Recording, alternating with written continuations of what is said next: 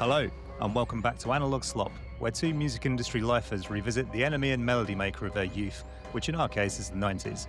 We're exploring artists we discovered as wide-eyed teenagers, only to disown as sneering 20-somethings. Now, unshackled from our hipster baggage, we dive deep into the pre-digital age to look back on a time when music news came but once a week. My name is Graham Best. I've worked in music publishing and music tech for over 20 years. And my name is Adam Bushell. I've been a music supervisor for 20 years. Each week, one of us will read the NME, one of us will read the Melody Maker, and we will pick out the most interesting stories and discuss them. Join us this week for part one of our two-part look at the enemy and Melody Maker from the 24th of May, 1997. This week, we take a deep dive on Spiritualized as they prepare to release Ladies and Gentlemen, We Are Floating in Space, and we find Radiohead on the verge of releasing first OK Computer single, Paranoid Android. Welcome back to Analog Slop. You join us the week of 24th of May, and we are back to our golden year of 1997. This week I have the NME and Adam has the Melody Maker. I think a recurring question that we wrestle with in this podcast is what happens to your relation with music that changed your life as your life changes? So over the next couple of episodes, I will get to talk about some releases that were huge life-changing epoch shifts for me that kind of changed the way I thought about music, art, and creativity. We've talked in earlier episodes about how exciting 1997 felt at the time, and this specific issue of the NME was a big, big part of that. You had Midget in yours as well, huh? Yeah. Dweeb had been signed to a semi-major label. So my front cover this week, I've got Jason Pierce of Spiritualized in a spacesuit, and Kate Radley, soon to be ex of Spiritualized, dressed very formally, looking bored. You know, her son is like a kind of, he was in like a Britpop revival issue of Vogue or something with Noel Gallagher's daughter and stuff like that. Hopefully I'm not ruining something you're building to, but she obviously later becomes the wife of Richard Ashcroft and they have a child, and he is now kind of a London scenester. I did not realize he was part of that kind of 90s offspring scenester thing. Interestingly, she was already Richard Ashcroft's wife by this point. Oh, really? Yeah, so she married Richard Ashcroft in the middle of 1995. But that's the sort of gossip that Jason Pierce has no time for, as we will find out later. Great. Can't wait. So yeah, you've got Jason Pierce in a spacesuit and Kate Radley in what looks like a kind of Topshop dress, looking bored on the cover. And the headline is Cosmic, the spaced out genius of Jason Pierce. Now, unsurprisingly, you can rest assured we will get into that. Compounding 18-year-old me's ecstasy, we also have the banner headline Free Big Beat tape with this issue and an accompanying footer of free 60-minute tape mixed by Fatboy Slim. And completing the hat trick of shit that I lost my mind over this week was the promise of going back to the 70s with the Jam, which I suppose is progress from 1996's never-ending back to the 60s fetish. So from my perspective, both then and now, the level of cover interest then goes off a cliff. But, you know, they've made their point. So elsewhere, we've got features with Symposium and Marilyn Manson trailed, along with coverage of Reef, the Fugees, the ever-present Seahorses, Sneaker Pimps, Harry Hill, Will Self, and Mogwai. Inside the front of the paper, a quick roundup of the news section. The Prodigy, or rather their label, XL, because none of the group showed up, previewed about 2/3 of their forthcoming Fat Land EP, LP, on a country estate with the band's live PA set up in a 16th century barn. Interestingly, semi-interestingly, there is reference to a track they recorded during these sessions with Skin from Skunk Anansie that was shelved and that has never actually emerged. So there's at least one like Fat of a Land collab floating around out there in the ether. It's a bit like that Scott Walker Brian Eno collaboration we talked about a few episodes back. I think it's exactly like that. Yeah. What might have been. Wandered not too far because fortunately that collaboration did eventually happen on a single from prodigy dancer Maxim's solo album that featured Skin. Anyway, back to this Hertfordshire estate. So the deal was that because the Prodigy had quite a kind of complex set of like interconnected label deals depending on the international territory, execs from all of those various labels were flown in by helicopter from central London to this Hertfordshire estate. The whole thing was hosted by someone who was purportedly the farmer for the estate, who kind of presented a sort of like an overview of the playback and talked about his love of the band, and then paraded his prize bull through the barn to mingle with the executives that had been gathered. This sounds like ludicrous, but this is actually true and is backed up by photographic evidence with the news piece. When we discover the password to Instagram again, keep an eye out for that one. I will simply say the 90s. Yeah, fair. It's all a bit loaded magazine, isn't it? Also, it's just the money, an industry awash with money. The good times would never end, I believe, as we went into the next century. Well, that is a fantastic segue for the next news piece, Yeah. which is some absolute classic early internet skirmishing, whereby Oasis, or at least their management company, were getting ready to go to court with a group of American Oasis fan sites after Ignition Management sent out cease and desists to all of these websites for hosting audio clips and reproducing lyrics on their fan sites. Needless to say, the various owners of these kind of hobbyist little sites were outraged and decided to challenge the action in the US courts, which I'm sure was a particularly edifying use of everyone's legal fees. Also, no idea what happened in that case, but I'm sure they all lived happily ever after. Join us next week. Join us next week for an exclusive interview with someone running an American Oasis fan site in '97. I would love to do that interview, actually. Um, anyway, moving on. Fans of freeform expression, atonal noise, and grueling performance art were thrilled to discover that Ian Brown would return as a solo artist this week. He of the graceless honk. Yes. Yes. Exactly. That debut album would include cameos from erstwhile Stone Roses bandmates Manny and Rennie. John Squire was presumably unavailable. Interviews wise, we get them from the Sneaker Pimps, where the enemy is skeptical. We get an early appearance from Marilyn Manson, and the enemy is regrettably charmed. We get an interview with Symposium, where the enemy lets a bunch of teenagers share career maiming pro life views in print. We get a young Mogwai, where the enemy dutifully records them doing their kind of other band bashing shtick. And we also get John Peel, and the enemy is polite and respectful. Inside, there's also that aforementioned 3-page feature / retrospective on the Jam.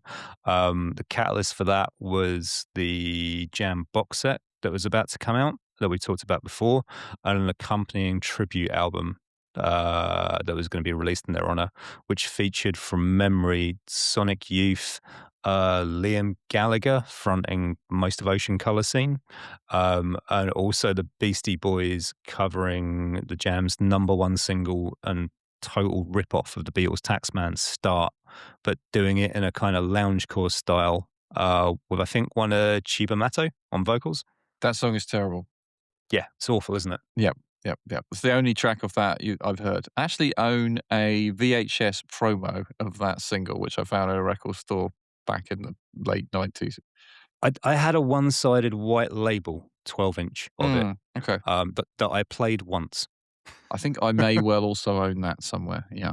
Yeah, I can imagine you have that. Mm. Live reviews are a predictable mauling of Reef under the headline Funk Off. The Fugees get an incredibly snide indie boy write-up under the heading Spinal Rap at Wembley Arena, despite what sounds like an incredible opening. To quote from the review, fireworks flash and Wyclef Jean arrives on stage in a balaclava with a guitar. He swings on a rope and leads the backing band through acutely stupid takes on Wu-Tang Clan, Ain't Nothing to Fuck With, and California Love. Oh, that does sound pretty good. How could that be a bad gig? Yeah. And finally, I was shocked to learn that when Aerosmith played Manchester 9X Arena in 1997, they were supported by Shed 7, Wow. which, what the hell was going on there? Get me the hottest band in the UK right now. I, I need the face of Britpop. Yeah. Finally, album reviews include a Stuart Bailey kicking of Fountains of Wayne and a John Mulvey 5 out of 10 for the Seahorses, much discussed, by us at least, do-it-yourself debut. And single of the week is the eternally overrated Paranoid Android by Radiohead. Come at me. We'll be circling back to that. Yeah, I look forward to it. And also, fuck off. Like, I can't wait to get in this with you. That's The Enemy, the week of 24th of May, 1997. Adam, what's going on with the Melody Maker? Well, as you said, you had The Enemy, so I had the Melody Maker. The weeklies have Britpop in their rearview mirror and are embracing forward-thinking artists. Chief among them, cover stars Radiohead, photographed from a low angle, Tom York looking past the camera and into a bold new future, which the band are ready to lead us to. Is that the cover caption? No, we're going to circle back to that. That's even spicier. But first, Oasis lead the news section, which actually teased on the cover above the Melody Maker logo. It says Oasis album details, which amounts to half a page, or as the lead news item, which is basically a brief description of third album Be Here Now. An Oasis spokesman describes new songs as the best they've recorded yet. So clearly cocaine was not being used exclusively by the band. Also, Spice Girls have been at Cannes Film Festival to announce their upcoming movie Spice World. This is kind of state of the nation. Here's all the Spice Girls news that's happened in the last week as well, tacked on at the end of that. Return of the Mac singer Mark Morrison's legal troubles take up almost a full page, detailing his various altercations with police, including this classic incident where an undercover policeman sees Morrison outside a shop in Notting Hill playing with a stun gun. Assuming that Morrison is going to use the stun gun to rob the shop, the policeman tries to arrest him. Morrison then runs off shouting, "I'm Mark Morrison."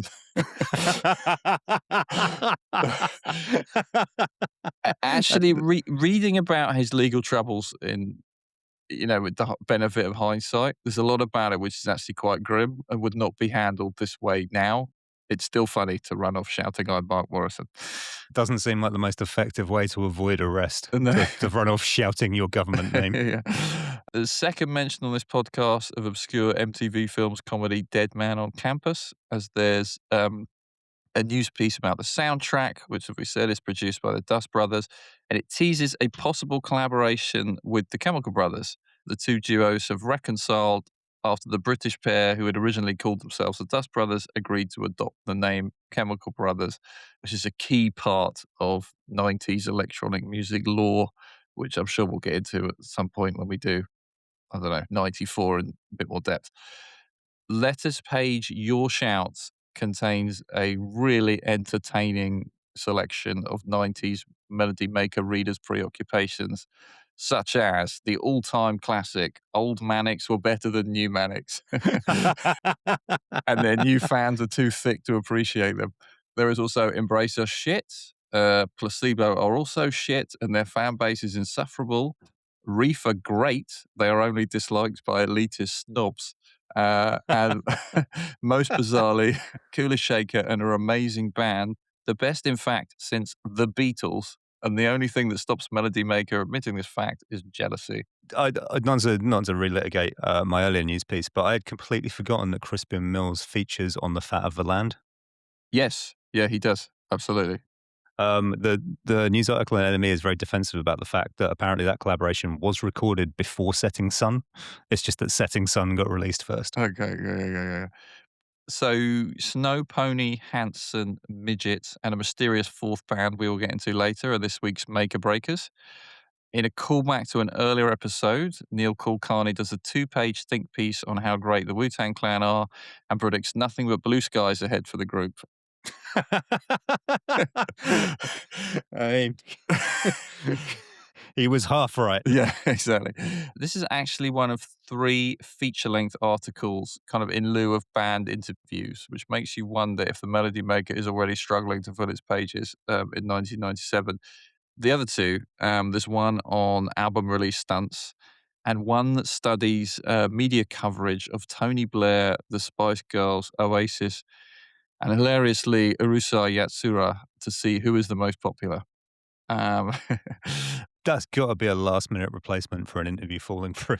yeah, I know. It's 2 pages. Yeah, as I say, the Wu-Tang Clan thing gets 2 pages, that gets 2 pages, and this, like, kind of roundup of interesting promotional stunts for albums, including a recent one for "In It for the Money" by Supergrass, and of course, Michael Jackson floating the statue down the Thames that gets a page. It's weird.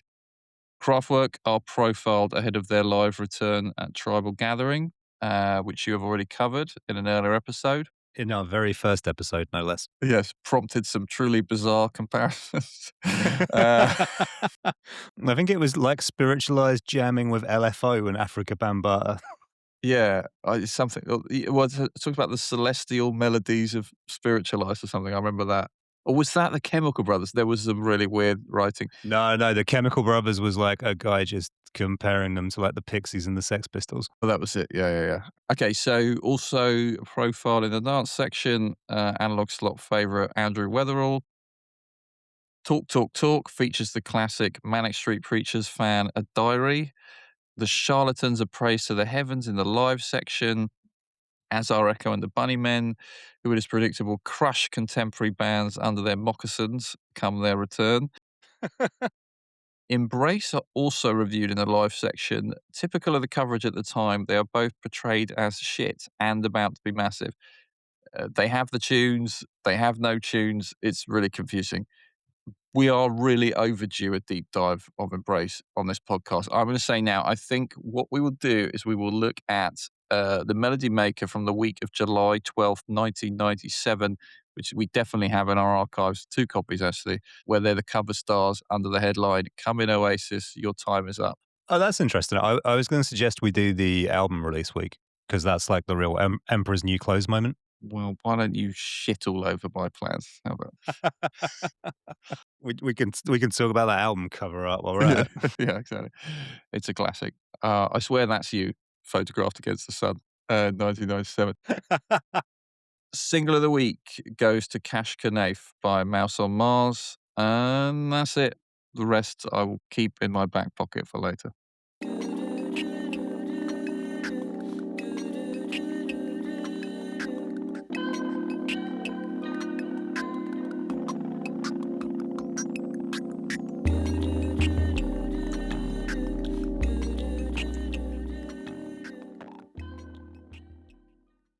So, that cover feature for The Enemy, this week of 24th of May, 1997. I'm gonna do a trick I performed before, whereby I shoehorn 2 articles into one. So the first is the Maverick that genius. I know, I just do not give a fuck. The first is titled Jason and the Astronauts. The second is the lead album review of the new Spiritualized album in this issue, which is called Astral Peaks. This is Spiritualized's second NME cover, surprisingly, and trails the impending release of their third studio album. Ladies and gentlemen, we are floating in space, which is a pain in the ass to say, so I will be calling it Ladies and Gentlemen from here on out. That cover feature is accompanied by the lead album review, which is an absolutely glowing 9 out of 10 spurning of the Britpop era by Paul Moody. Way back in episode 1, I think we touched on the idea that in the sort of pre-internet era, you would read coverage of an artist in a music paper and build a picture of that artist without necessarily hearing their music at all, or at least to any great extent. True. So These two articles did exactly that for me back in 1997. From the influences and references that were cited in the review, which a condensed version would be Brian Wilson, New Orleans like voodoo funk, Sly Stone, Elvis, Frank Zappa, The Stooges, John Lennon, Michael Nyman, and a bunch of other stuff I'd like only heard of in passing, like the Red Crayola. Mm. All those influences combined with like the kind of the very hyped promise of like extreme soul bearing and the artist and album being set up in opposition to what the review describes as the populist inclinations of Noel Gallagher, with the implication that commercially at least this was an album that was doomed to be this like glorious romantic failure that the masses couldn't hope to comprehend. All of that taken in the round, that shit is catnip for like self-serious, awkward teenagers with, I don't know, like what you'd kind of charitably call ambitions to broaden their horizons, or like more accurately, delusions of sophistication. And then there's the interview and cover feature that has two components. So the first part of that is this account of what I describe as a protracted game of dictaphone cat and mouse between Jason Pierce of Spiritualized and the journalist James Oldham. Now, that takes place over a night in a hotel and then onto the Somerset mansion that Jason Pierce is living in with his keyboardist's parents. That is the same keyboardist who has possibly recently ended a long term relationship with him. And all the while, this piece is defining, ladies and gentlemen, as again, quote from the feature, an album dominated by two towering and often repeated themes of love abruptly ended and of the desperate attempts to cope with the resulting hollowness. So that's the main course of this article. Running in parallel to that across the same pages is the second part of the feature, which is this kind of introduction to like the best of Jason Pierce by John Mulvey. That spans the end of Spacemen 3 up to 1997. Now, I can't begin to describe the allure of that discography. In 1997, these records seem like impossibly rare artifacts from where I was sat in suburban Surrey. And I kind of knew that it was very important that I owned every one of them, regardless of how rare and like long since out of print they were.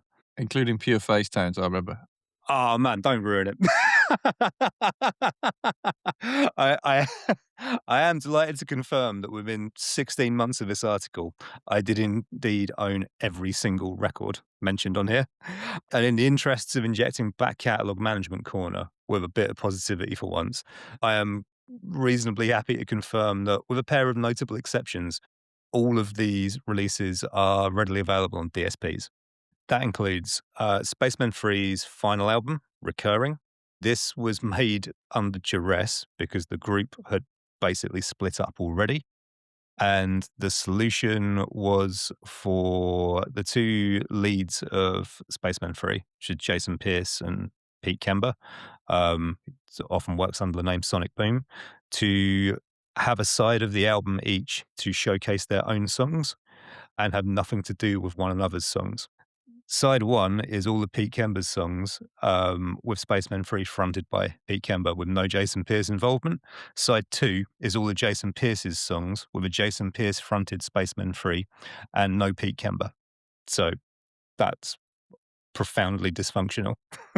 What's the album like?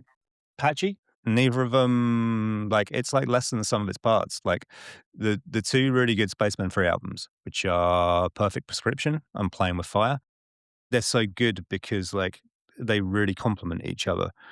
And with Recurring, I would say it's really clear that Pete Kember is the more mature songwriter. There's some amazing stuff like on the Pete Kember side. The big one is Big City. It's kind of like a like Autobahn by Kraftwerk, but like with like more contemporary synths. Weirdly, it got synced to The Simpsons a few years back in a psychedelic cityscape scene. Wow. So Yeah, I'm kind of familiar with some of his 90s solo work, actually, and it's quite kind of, Silver Apple's kind of, sort of Martin Rev-esque. You know, but as you say, with kind of, more contemporary production. Yeah, well, he like after that Spaceman 3 album, he forms a group called Spectrum. That's it. That's what I'm thinking of. At the same time that Jason Pierce is forming Spiritualized, and the first 2 Spectrum albums are really, really good. Yes. They're a lot trippier than the equivalent Spiritualized albums. But the problem with that is that, like, in '97 when Ladies and Gentlemen comes out, Spiritualized kinda, like, snap into focus a bit, and Spectrum, like, just go off at the deep end. It's also compounded by the fact that I was signed to Silvertone, that I don't think were Oh, very yeah. good at marketing records. I didn't realise that was a band. I thought it was just him on his own. No, no, it's a full band. Okay. Like, it starts off as a full band anyway. As an aside, I really like the records he's done with Panda Bear Yeah, they're excellent. the Yeah. last 5, 6 years. Those are really, really good, and I'm incredibly excited about the new one that's just been announced. Anyway, we're not here to talk about Pete Kember today. So this discography, you've got the Spaceman 3 last album recurring. Half of that is basically Jason Pierce fronting an early version of Spiritualized. There's some good stuff on there, but it's it's very early days. Like, there is not a lot of songwriting chops in there, give or take a couple of tracks. I think there's Hypnotized, which is this wonderful kind of brassy sort of drone. And there is also the clumsily titled Head Full of Shit, which is a really, really good, like, third album, Velvet's Underground sort of thing. So yeah, Spaceman 3 album recurring, early Spiritualized None album. I guess you'd call it a single. Like, it's more like a 15-minute long sort of orchestral ambient thing called Feel So Sad, which is amazing. 1993's single version of the track Medication. The same year's Once Rare as Hen's Teeth, now reissued most record store days, Fucked Up Inside, which started off as a mail order only live album. Oh, For yeah. whatever reason, this isn't on DSPs. There's 1995's Skag Gospel anti-single, Let It Flow, which we'll be mentioning again. The album that's taken from, Pure Phase. And then 1996's Willfully Petty Pure Phase Tones for DJs, which shockingly is also not on DSPs. Yeah. And is made up entirely of the synth drone stems from the Pure Phase album's title tracks, cut at different frequencies. Adam, like I said, this was the band's third album and second NME cover. Knowing that you were Music Weekly literate at least a year earlier than me, did you have any awareness of Spiritualized prior to this album cycle kicking things up a gear? No, none at all. This was entirely new to me. You know, it's funny you get that issue. I mean, obviously, this band does not mean the same thing to me as it does to you. Understatement of the podcast. Yeah. But I really, really remember that cover and the tape, as you say, that came with it. And I at least for maybe people exactly our age, I think it's one of those iconic covers. So yeah, like, I agree. Like, this cover is like one of those things which is like indelibly burned into my mind. Really interestingly, the cover, I don't know if it was shot for this issue of the Melody Maker. Sorry, this issue of the NME. I also don't know if it's actually from 1997. Interesting. And the reason I say that is because there is a photo shoot from 1995's Pure Phase album, which they bundle the full photo shoot with the reissue a couple of years ago as cards. It's also popped up on a couple of different pressings as the front cover, but the whole theme of the album art was Jason Pierce in a spacesuit and Kate Radley dressed kind of like in a sort of like austere glamour fashion, walking around central London. Oh, yeah, yeah, yeah, I've seen those shots. Yeah, he's got the helmet on. Yeah, exactly. So I don't know if this is like a variation on that photo shoot or if he was like, oh, cool, I've still got the spacesuit. Let's do that again. Anyway, cover aside. So I've absorbed these articles. I am so on board for this band, but I haven't heard any music yet. That changed around about this week because the Radio 1 evening session played an advance copy of Electricity, which was, I'd hesitate to call it the lead single because it didn't come out until about a month after the album had released. but it was the first thing anyone heard from the album in terms of radio play, and that was, like, just total fuel on the fire of what was already a kinda like a pretty high interest. Within 20 seconds of the start of that song, I was, like, absolutely like, "Yep, I have backed the correct horse here."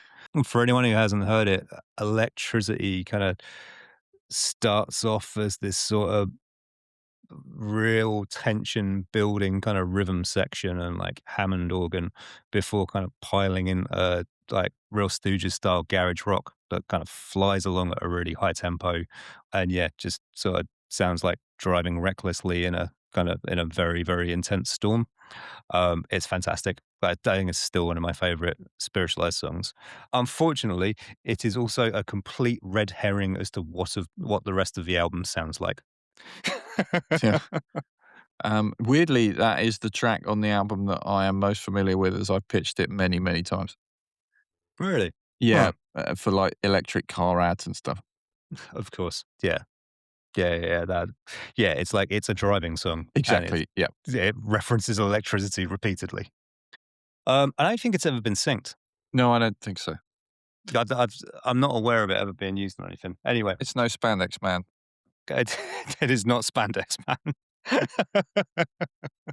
Um, so I've read the coverage and I'm on board. I have heard Electricity. I'm like, "Oh my god, I am so on board. This is incredible." I buy the actual album and oh my, did I have to work at it. Yeah. Like like I said, Electricity is a real red herring. Like that kind of that tempo and like set of dynamics is not repeated on the album anywhere.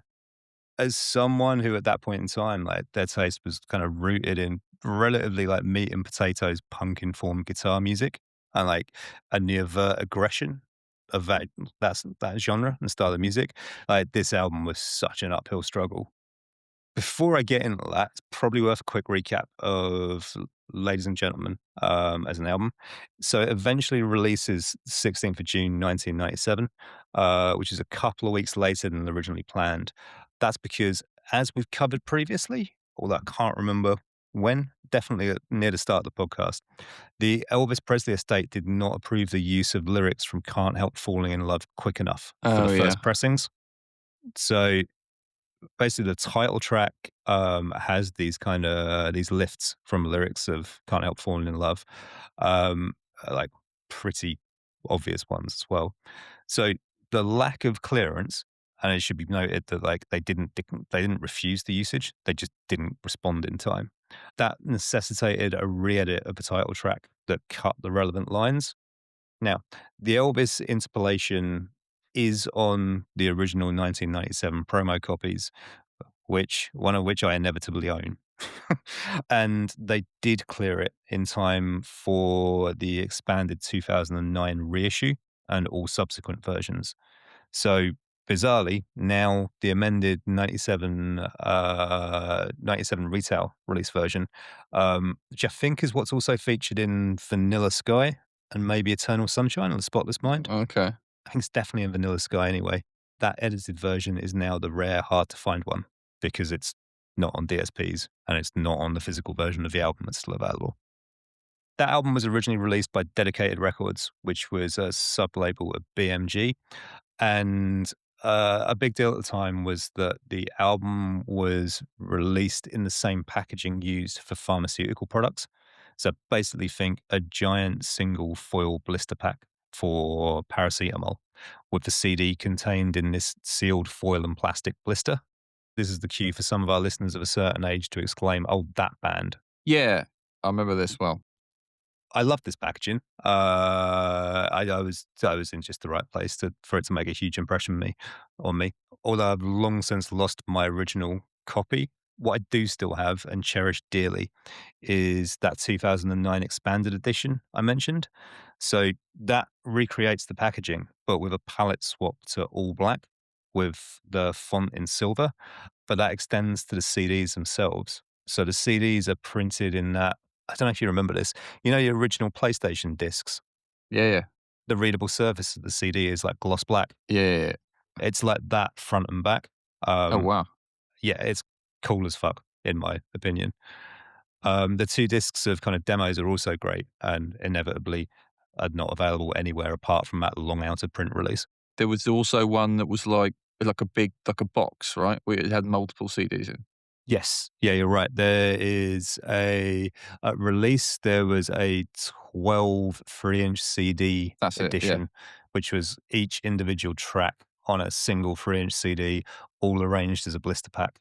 And they redid that again in the 2009 edition. So Okay. you could buy it again, but in the palette swap with the all black discs. So to veer off into a personal anecdote briefly, a very self indulgent one. My first job in the music industry was working on the London nightclub Fabrics mix CD compilations, which were like a kind of semi big deal in underground electronic music, were pretty well known for their elaborate packaging. So the discs would ship in a stamped metal tin with the artist name and the album number stamped into the tin itself, and then be covered in a kind of card slipcase with the disc and liner notes printed off on card sat inside the disc. It was really kind of impressively intricate, and, like, the production was insane. Like, I'm sure it'll come up again in another episode on something relevant, but it took me a while to establish that the head of Fabric's record label had also done a stint as general manager at Dedicated in the '90s. Ah. So he was both the guy who had approved the production and release of Pure Phase Tones, and he was also the guy who had fully backed Jason Pierce and Faro Design to go ahead with that, ladies and gentlemen, drug packaging, Wow, even though amazing. it was like a fucking wild loss leader. I'm sure it was. So you kind of preempted this already, but did all of this non-standard packaging shenanigans pique your interest at all? Now that I think about it, I'm not sure that there wasn't some kind of teenage car ride where you put this album on the stereo and that is maybe the first time that I heard it. And I had to stop you throwing the disc out But the window. well, no, as you said, it was an album that you kinda had to work at. I don't know. I didn't. The article just obviously. I don't really. I don't remember. Like, I don't remember this discography list that you mentioned. It seems like the sort of thing that would have really appealed to me. So it's a bit of a mystery why I didn't like make the leap. I'm just wondering whether I either heard Electricity on an evening session like you did and thought, "Nah," or like I heard that tape or something, played in the car, and I was just like, "This is difficult. I don't like this." It actually is quite mystifying. I think about why I just didn't make the leap to Spiritualized fan, but maybe you just had the fandom kind of sewn up. Do you know what I mean? We'll get into that in a bit. Yeah. I do wonder the fact that this album cycle was kind of spinning up at the same time as OK Computer. Yeah. Like, it was easy to back a single horse. I think you're right.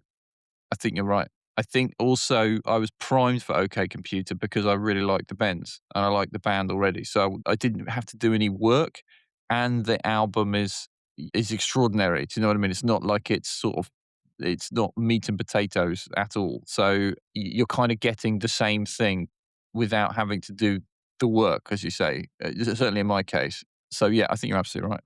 Fair enough. I'll take it. Moving on. So the album's commercial and critical performance. This takes Enemy's album of the year, number one spot Uh-huh. in the 1997 End of Years. It's top five, top three in most kind of major UK music publications, albums of the year lists. This is a bit of a world's tallest midget accolade, but it's far and away Spiritualized's best selling album, by which I mean it's probably done about 200,000 copies worldwide. Okay. Yeah. Yeah. It's kind of established, I think, as part of that 90s. I don't know if I'd call it an alt rock canon, but certainly like 90s alternative music canon. 100%. But I would also say that it's very much the preserve of the kind of the self-defined "I take music seriously" crowd rather than the casual listener. Like, in terms of accessibility, I think this is a long way from OK Computer, potentially even like quite a distance from Amnesiac in terms of its accessibility and in terms of like where it sits in the popular consciousness. absolutely right about the fan base. Also, I think we talked about the talk humorous segment, Manic Street Preachers fan, a diary. You could supplant Manic Street Preachers for Radiohead. You could have portrayed their fan base as kind of adolescent, self-absorbed, self-obsessed miserabilists. Easy to poke fun at. You could not do the same thing with Spiritualized. This is a completely different demographic. I mean, like, in terms of, like, rock bands I was into at this point, like, this was pretty much, like, my changeover point. I Mm. went from, like, being, like, a Mannix fan with misgivings to being, like, a fully paid up spiritualized zealot. 2 very different bands, it's Yeah. fair to say. But, I mean, that's the thing, like, at the time, like, like, when this finally clicks with me, the feelings were borderline, like, transcendental. You were doing a lot of heroin then, that's Yes. it's worth pointing Oh. out. Yes, my skag-addled youth in suburban Surrey. Um, like, there was so much in this record that, like, kinda unironically, like, blew my mind. I, like, redefined what music could sound like. Now, as this jaded 40-something, like, kinda, like, buried in an avalanche of, like, information, it's pretty easy to be snarky about, like, the elements that make that up. Like, you've got the ubiquitous gospel choirs, like, you've got this deluge of strings and horns over most tracks. There's, like, some really transparent lifts from the record collector rock canon. But, like, I see that now, but that is not how I found this album in 1997. Like, in 1997, this sounded genuinely unearthly in a way that I would say Introducing or OK Computer, which are both fantastic, kinda, like, very sort of progressive albums. I did not.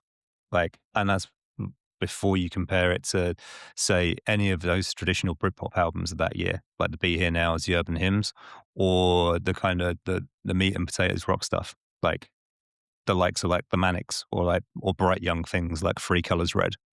We spoke about Mogwai a couple, episodes back and how I'd struggled with their back catalogue.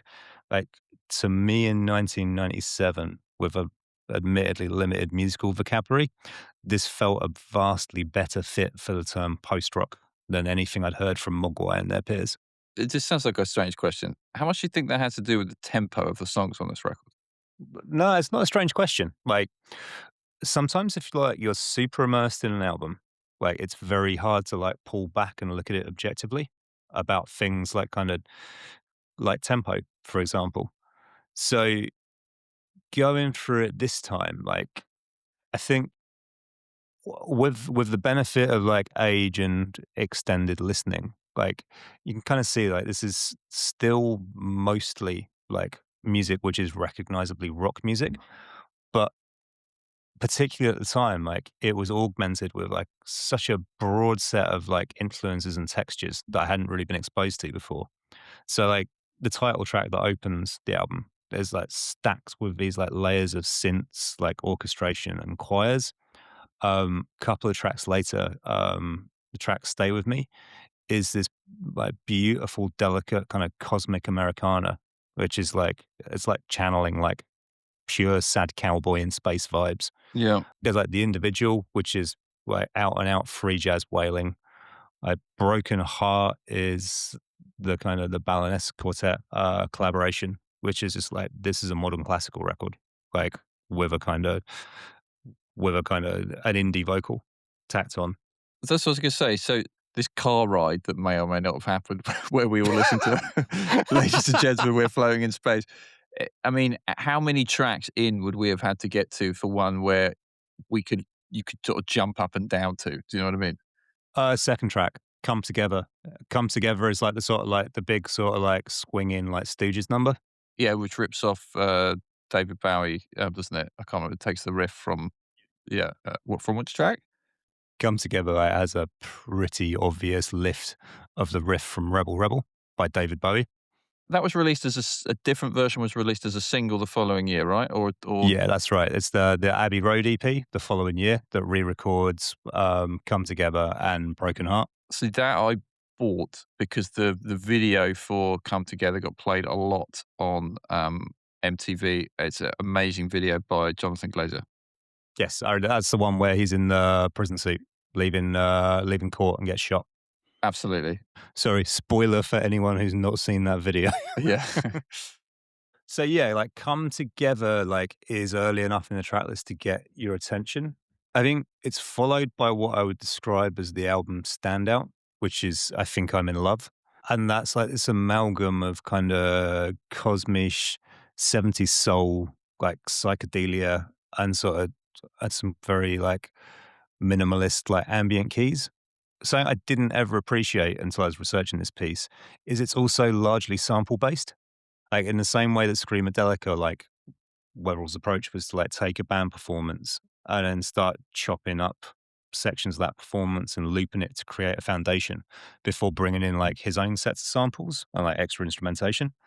Like, it does exactly that. So, there's, like, a basic band kinda run through that's hacked up, and then like the production starts piling on like the brass, the harmonica, like the various kind of vocal sections, all of which explains why it's such a wildly inconsistent live song. I reckon I've seen this performed live 3 times, and on only one occasion has the drummer not tripped over himself. Again, like you've got that, like you've got Cool Waves, which is like a big kind of like the gospel song, and you've got Cop Shoot Cop, which closes, which is like 12 minutes long, has Dr. John on keys and vocals, and like brings in those New Orleans blues and soul elements right up to the front.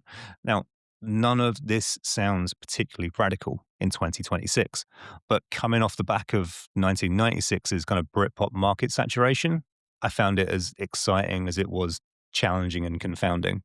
So, cards downtime. I appreciate we are back in Husker Du and Beastie Boys territory here. As you've referenced already, it's fair to say I was perhaps overinvested in this band for some years. If it's possible to once again look past my zealotry, do you have any particular feelings about like this band? Well, I think now a pretty good time for me to tell my Jason Pierce anecdote. Yeah, let's see if this makes the cut.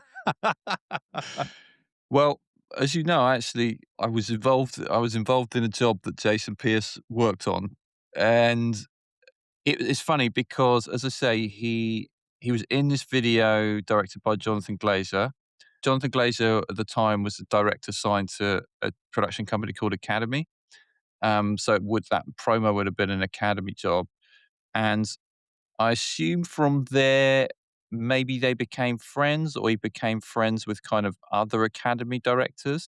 One of them made an advert and in the late aughts, and he wanted Jason Pierce to work on the music for it, and he was kind of hired as composer, and the company that I worked for was kind of hired as the company that would kind of facilitate and work with him on that composition. Um, whether this was going to be a 50-50 collaboration or we were just kind of overseeing what he was doing was later going to be source of much contention. Whenever I would tell this story about working with him and what he was like in later years, I'd always portray him as being incredibly obnoxious and standoffish. However, being a bit more mature and thinking about it as you were talking, I've no illusion that he would have felt like threatened or something by like a music supervision company that he went to work with for a couple of weeks.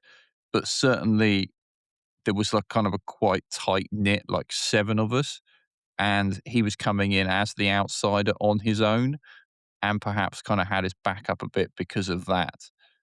And also would have been very unused to this way of working where, as I famously would say to composers over the years, I'm not paying you to make a track, I'm paying you to change a track.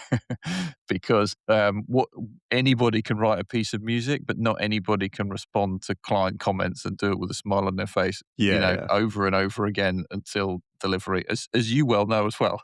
Yeah, yeah, it's a brutal lesson that many artists who aspire to work in film and TV have learned the hard way. Yeah, exactly. And I don't think he particularly aspired to do this job.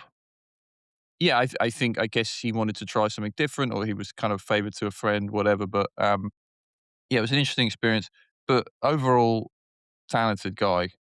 And I'm not going to say the name of the advert because he did it uncredited. Interesting. So I will keep that. I'll take it to my grave. Yeah. Oh, yeah, and one thing, he really annoyed, one of the other composers there, and as soon as I told him that he was referred to as J Spaceman in the liner notes of, the albums, there was a running joke where he thought he was Jazzman from Babylon Zoo. Uh, I feel like if so that was any of you amusing. if I feel like if any of your colleagues had told him to put away his fucking spoons, it would Yeah. have had very different connotations. Yeah. Yeah, that's good. Yeah. Um, so fast forward to 2026, and as with, I'd say, the vast majority of Spiritualized discography, I'm quite a lot cooler on this album. I think there's still some gold here, but it's really notable how much it turns down the weird versus the first two Spiritualized albums, especially its immediate predecessor, Pure Phase. I'm also conscious that this might be rank hypocrisy, or at least an attempt to throw a large rock from my greenhouse, but I think it's an album that has really suffered from over-analysis, as we are performing now, and perpetual anniversary shows, as I have attended many, many times. Like we established earlier, like in 1997, this hit me from out of nowhere, like this kind of like bolt from the blue piece of assured genius that like opened doors to whole new worlds of music. The accompanying interview in The Enemy, like the piece, which is the piece that sold me on this band I'd never heard, goes hard on the myth making with regards to like the album's tortured gestation.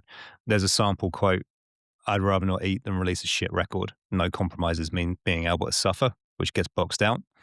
And there's also the idea floated in the feature that an entire earlier album was lost in 1995 while the band toured America. It had been written, the demos had been recorded to like a 4 track, and the tape gets lost.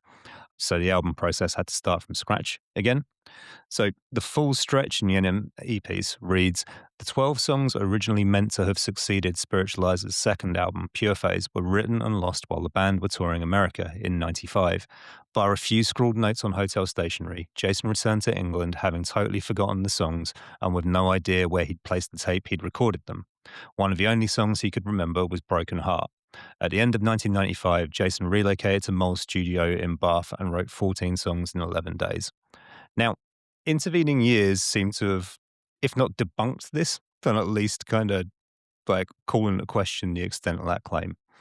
Now, first up, 2 tracks that are on Ladies and Gentlemen We're Floating in Space, that Cosmic American number I mentioned called Stay With Me, and the Free Jazz Freak Out, The Individual. Those are both reused B-sides, and I cannot find any discernible difference in the versions of these songs that appear as B-sides to 1995's Let It Flow CD single and those that appear on the album. Now, nearly all the earlier Spiritualized singles would often get completely rewritten and re-recorded when it came to time to include them on an album, but not these. These sound pretty near identical. Stay With Me is also played in a January 1995 John Peel session, so that song was around for a while. Right? Adding to my skepticism is that between the amount of bootlegs in circulation and Setlist FM, we got a pretty good idea of what the group were playing on that US tour in 1995. So, a swift bit of analysis shows that in the second half of 95, the band usually opened with Cop Shoot Cop, and they would also play Come Together and Electricity, but pretty much every date in those US tour, like later in the year. They started playing all those songs in April of 95, 2 weeks after Pure Phase was released. So if you add that up with those two B-sides, then that's 5 of the 12 album tracks alive and kicking, kind of 2 years prior to the album's eventual release. So you've got 14 songs that were allegedly written in 11 days at the end of 95. And 2009's expanded edition does feature 14 songs. You've got 12 songs on the album, and you got 2 outtakes. One which is a very Kraftwerk-esque kind of early doors spiritualized sound like called Rocket Shaped Song, and another which has a very uninspiring title, Beautiful Happiness, but sounds very, very much like a continuation of Pure Phase's sort of synth drones. That expanded edition also includes demos of every track except those two reused B-sides. So there are either two songs missing from that demo selection that have never been released, or there were actually only 8 songs written at Bath Mole's studio at the end of 1995. And where I land with this album in 2026 is that the steady drip of insight over the 30 years since release has kind of robbed it of a fair bit of its magic. The mystique slowly eroded to reveal like what I think is a fairly conventional alt rock artist, like reaching for the stars and occasionally getting close to kind of transcending like the sort of the alternative rock genre. And that magic or mystique that I talk about eroding, like at least some of that is something that Jason Pierce was like a willing participant in constructing. This issue's interview is this endless dance between artist and writer about whether the artist is writing about his own life or not.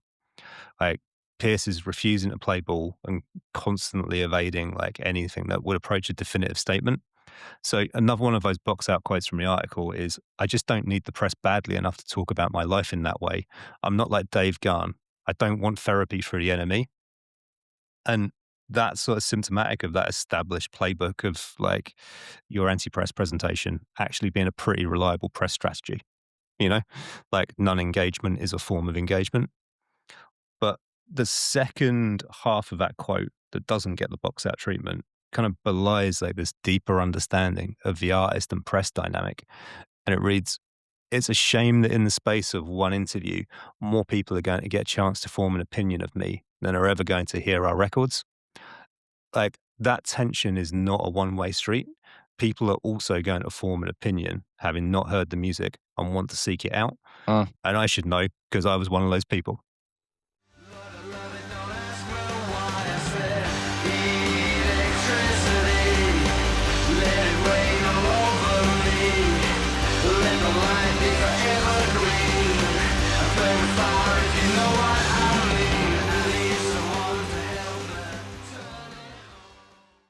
we are looking at May 24th, 1997. On the cover of this week's Melody Maker are Radiohead under the headline, "We Killed Britpop." It is worth pointing out that this is not in quotation marks.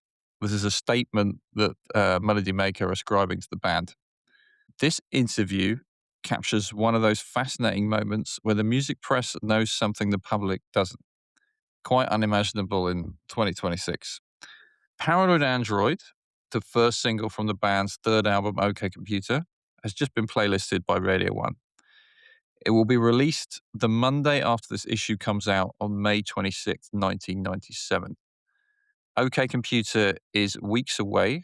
It will be released on the 16th of June, 1997. By the way, when did you say, ladies and gentlemen, it came out? June 16th. Okay.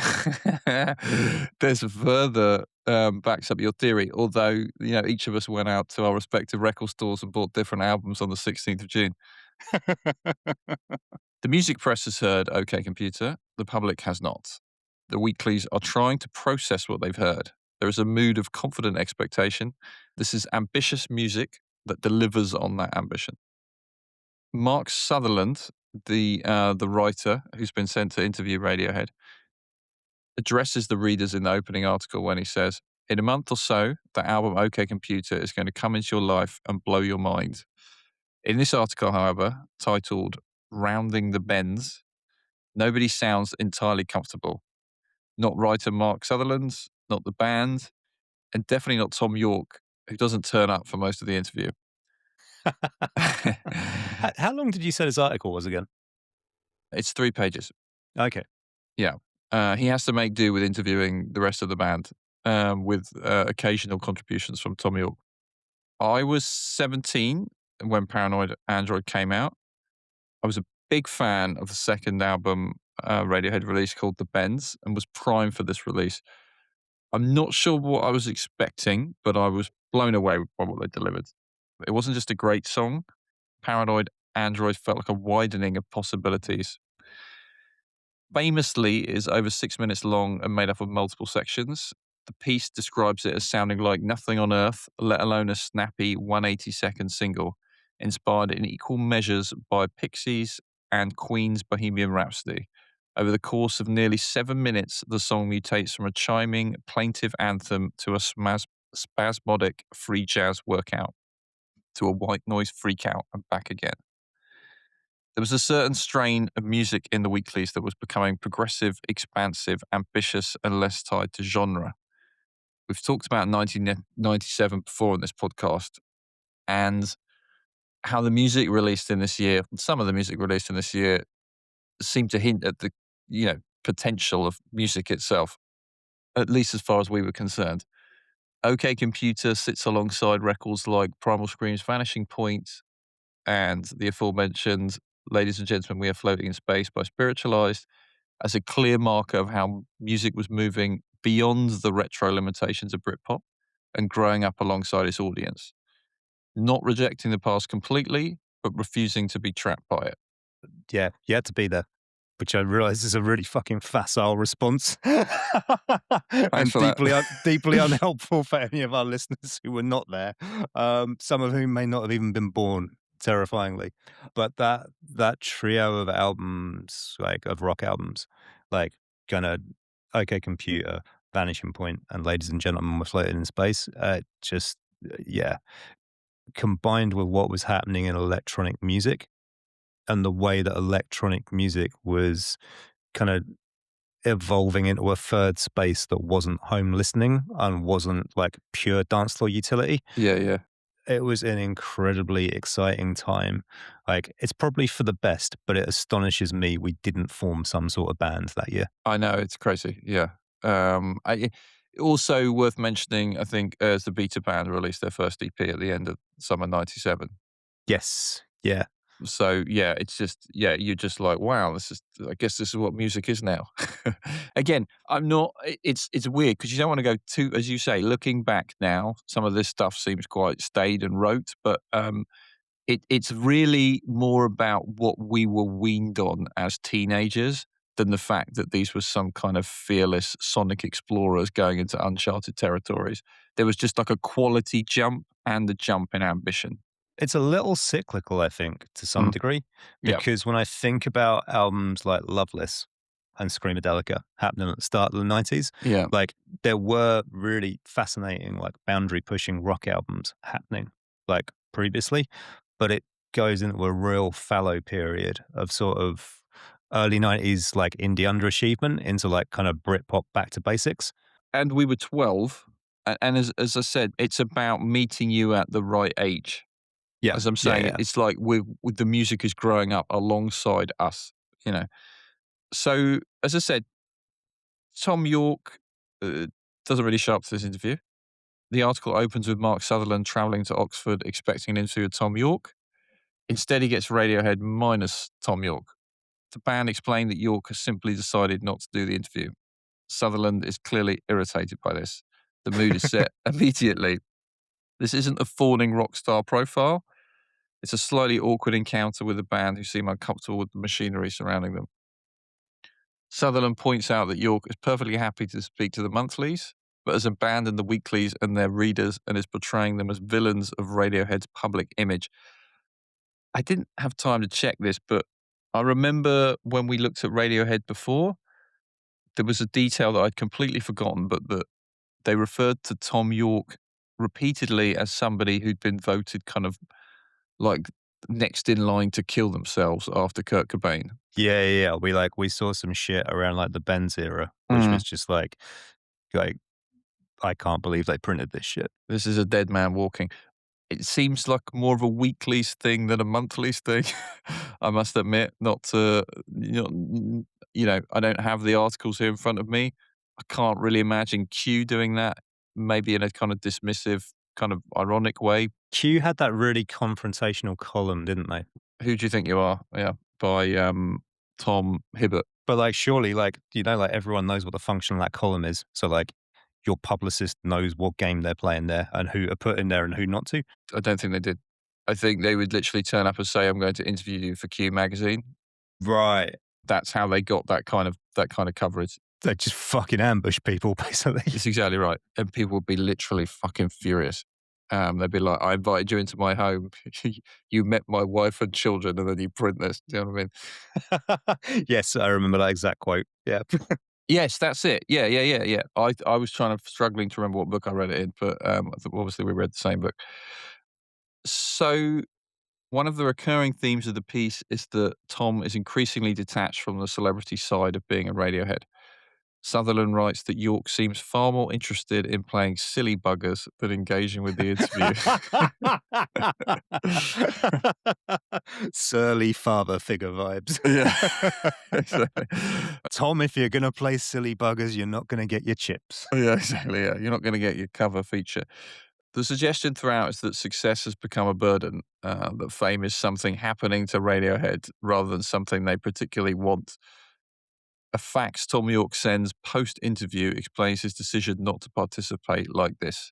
If it affects my work, if it affects or represses what I want to say in the future, then it is bad. That's all. I remember the ubiquity of Radiohead coverage this summer in a variety of publications. So, do you believe this genuine discomfort, or is there a degree of myth making around Radiohead as reluctant stars, or possibly more likely, is he just like, I'm not talking to the fucking melody maker. I'm on the front cover of Rolling Stone. I kind of feel like it can be all of the above. Yeah. Like, I think that Tom York's mental health challenges are like pretty well documented at this point. Like this whole kind of like bends into OK Computer phase. Like, like that's not really up for debate.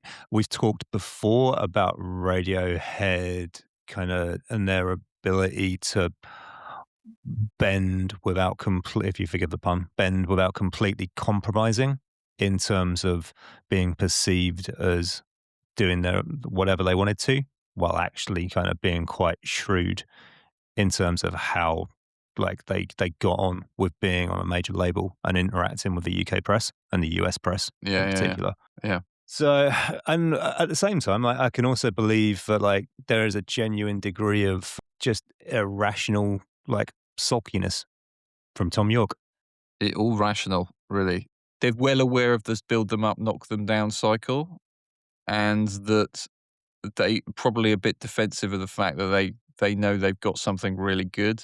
At this stage, they've been built up, knocked down, and then built back up again. That's true. That's So true. there's probably a real like fool me once, shame on me, Yeah, exactly. shame on you.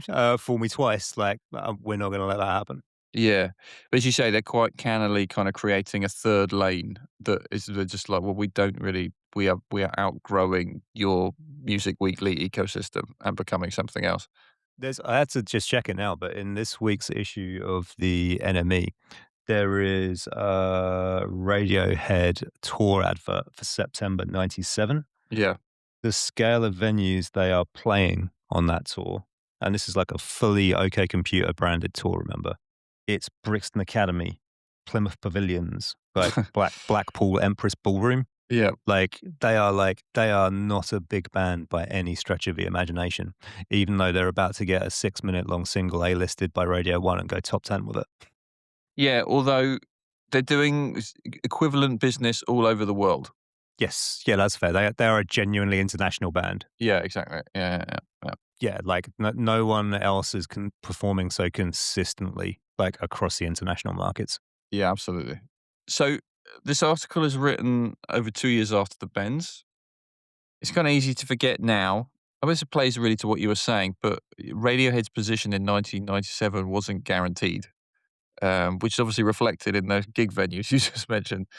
As you say, they'd kind of gone up, Creep had made them famous, the bands had made them respected, but they're yet to become an institution. One thing that comes through strongly, though, in this interview is the band does not seem interested in repeating themselves. There's a sense that they're actively resisting becoming a conventional British guitar band, which looking back now seems obvious, but in 1997 it really wasn't. The band are getting comfortable shifting expectations with each record. Although, to your point, the platform at which they're able to shift those expectations is about to take a huge leap. Now, it's back to the kind of "We Killed Britpop" of it all and that cover line. This is a classic melody maker provocation. It's another cover I remember really vividly, by the way, Oh, because it was really? such it like, "We killed Britpop" was such a bold statement to make. Yeah, Bald yeah. well, bold and bold statement to make in '97. Yeah. Well, in the article, Colin Greenwood describes the relationship to Britpop. He says, "Abroad, we were asked endless questions about it as if we really fitted the Britpop blueprint. The Benz was many things, but it wasn't really chirpy, was it? It was more like a darkness lumbering over the horizon with gun turrets strafing the Britpop hordes with misery." "Colin, are you okay?" Yeah, exactly, yeah. Sutherland himself credits Radiohead with single-handedly slaying the Britpop beast. Tom York also addresses Britpop later in the article. "Britpop was a party to which we weren't invited. Well, now we're not having a party, so no one's invited." That's a pretty great quote, to be fair. That's a that's a good quote. Uh, this is a ridiculous question, but do you think Radiohead killed Britpop, or were, or were they simply the most visible sign that it's basically running out of road? What do I think of that They question? can I just say, sorry, I just even though I wrote this question, thinking about it now, You'd that's like to distance yourself from it. well, no, it's not that, but like the Benz is too early to have quote killed Britpop. If it came out in '96 and was like a massive album, summer '96, then you could say they killed Brit. Do you know what I mean? Or if OK Computer came out in '96, like then the sequence of events would kind of make sense. But for it to come out amongst the kind of Britpop shuffle and slowly gain a following over like, 2 years is not the same as killing something. There's like certain albums, records get released that's like, one person was on top of the world and then they're just completely market corrected by this release that comes out. And they're just like, well, your career is no longer relevant because we now have this. The Benz is not one of those records. No. I this is maybe a slightly kind of self-serving, view, but I think if You think Spiritualized killed Britpop? yeah. No, I would say if Everything Must Go by Manic Street Preachers is classed as a Britpop album, Uh-huh. then I think it's totally legitimate to class The Bends as a Britpop album. Yeah, that I think is that I could buy that. Well, when I was kind of hashing, I could imagine if I saw like a Britpop playlist that had, I don't know, one of the big singles from the Benz on, High and Dry or Fake Plastic Trees. Like, either it of would be those high and would dry. fit. It would be, Mhm. you're absolutely right. It would be high and dry, and you'd be like, "Oh, this is a serious Britpop track." That I wouldn't be like, High and dry. Oh, get the fuck out of here." I'd be like, "No, this is such a loose, manipulatable term that you could, of course, throw them in there and say this is peak Britpop, as in peak British bands having successful albums and being highly visible." You don't need rinky dink pianos and like chimney sweep sing alongs to be Britpop. No, though it helps. I mean, sometimes. You get those on Kid A. Um, Yeah. They're just for a filter. They're that in would there. have been a hilarious left turn if they'd gone like full like Park Life on Kid A. No, you weren't expecting that, were you? I'm not sure it would have done the same for their career in America. I think Tom York sang, I get up when I want, except on Wednesdays when I get rudely awakened by the dustman." Could have been a classic radio headline. I send him a fax. Yeah. Yeah. Um, okay. So Radiohead didn't kill Britpop. We established that. I mean, it's like it's classic music industry shit, isn't it? Britpop killed Britpop. Yeah, it's true. Yeah. A product gets fucking rinsed and run into the ground to the Yeah. point where nobody cares about it anymore. Yeah. Yeah, absolutely. So for such an album statement band, they have a fantastic run of singles across the first three albums. And I include Yeah. Pablo Honey in that. But, particularly albums 2 and 3. They are a solid singles band. You do an excellent greatest hits compilation of those three records. I would include Paranoid Android among those solid singles, unconventional though it is. Having spent the last week revisiting Paranoid Android and its attendant B-sides, it reminded me how much I love this song and actually never tire of it. I find it a fun, ambitious, and exciting record. And I think actually I'm going to go on record myself here and say that I think it's perhaps my favourite of their singles, possibly my favourite Radiohead song. Big statement. It is a big statement. Graham, you are famously a Radiohead denier. Where do you stand on this song? So I was biting through my bottom lip while you were on your monologue there. Okay, I fucking hate this song. okay. I'm not a Radiohead denier. Like No, I know. I'm teasing. I'm teasing. I have hugely come round on Radiohead from my teenage position, but I've never liked this song. Like Paranoid Android really irritates me, and it kind of missold me on OK Computer. Okay. Like to this day, even though I accept that OK Computer is a wonderful album and Yeah. indeed one of the greatest albums of all time, Yeah. I consider Paranoid Android to be the weak link, and the knowledge that I will have to sit through it often stops me from listening to OK Computer. Oh, okay. All Like, right. there's something so awkward and proggy about it Yeah. that, like, it just it just really gets on my tits. I like music that makes me feel uncomfortable, but Paranoid Android makes me feel awkward. I think of all the tracks on that album, the lyrics on that are perhaps the one where he has his tongue most firmly in his cheek. I think that I imagine were I if I had your sensibilities, I would find that annoying. Also, the title Paranoid Android is slightly cringy and a bit too on the nose in terms of the late 20th century ennui technophobe kind of vibe. Do you know what I mean? Yeah, it's very, like, peak Gen X, isn't it? Yeah. But I I for me, that's kind of part of the fun of it. It's kind of bravura, kind of over the topness. I don't find the segments awkward. I find they flow in and out of each other really well, and I enjoy each segment and kind of get into each bit of it as it happens.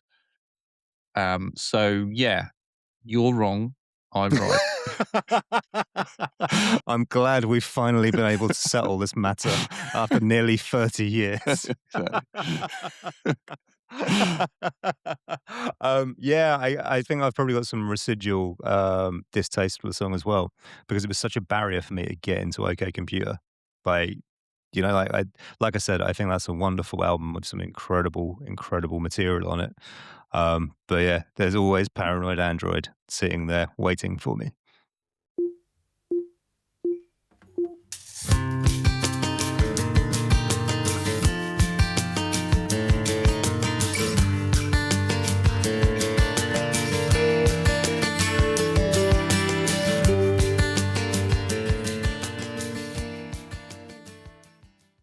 Join us next week for part two of our two-part look at The Enemy and Melody Maker from the 24th of May, 1997. We'll be taking a look at Fatboy Slim and the week's album reviews. In the meantime, you can find us on the socials and most of the usual places. That's Instagram, Blue Sky, TikTok, all under the Analog Slop name. That's all one word and spelt ANALOGUESLOP. However, if you prefer your podcasts to involve static pictures, we are also on YouTube. That channel is youtube.com at ANALOGUE slop. And finally, if you want to send us an email, we're reachable predictably on analogslop@gmail.com.